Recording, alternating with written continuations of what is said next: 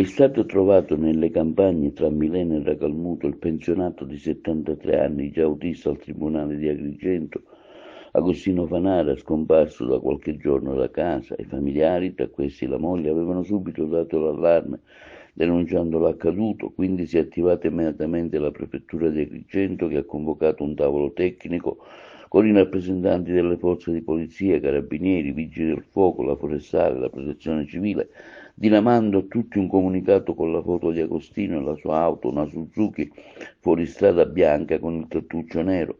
L'appello della prefettura era rivolto a quanti lo avevano visto o a dare notizie utili per il suo ritrovamento. Le ricerche del Fanara su disposizione del prefetto venivano divise in due tronchi: le zone interne di campagna controllate dalla polizia provinciale, dalla forestale e dalla protezione civile, le strade principali dai carabinieri e dalla polizia statale.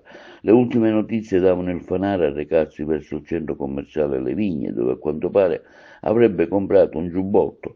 In precedenza il Fanara era andato dal medico e proprio dalle vigne si sono coordinate le ricerche. Dal centro commerciale il pensionato cercava quindi di rientrare a casa, ma forse complice il maltempo, la forte pioggia del momento, lo hanno portato ad imboccare una strada di campagna, ma inutile è stato il tentativo di salvarsi. L'auto si è impantanata in piena campagna, lui ha cercato di salvarsi andando verso un casolare del luogo, ma non ce l'ha fatta. Forse la stanchezza e la fatica causati dal fango della zona, dalle difficoltà nel camminare dovuto alla forte pioggia, gli hanno provocato un malessere fino a non farcela più.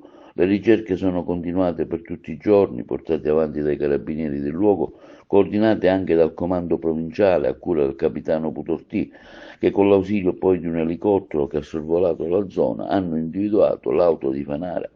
I vigili del fuoco sono subito scesi per ispezionare l'auto, che era in campagna impantanata nel fango, con la portiera aperta, ma senza la vittima, che è stata trovata più tardi nelle vicinanze di un canneto senza vita. Sul posto immediatamente il sindaco di Favara Palumbo e i familiari del pensionato favarese. Intanto il consiglio comunale di Favara, per mezzo del suo presidente Miriam Mignemi Barbato, ha espresso il cordoglio alla famiglia di Agostino, vicini al loro dolore. Il sindaco Palumbo ha dichiarato un giorno di lutto cittadino.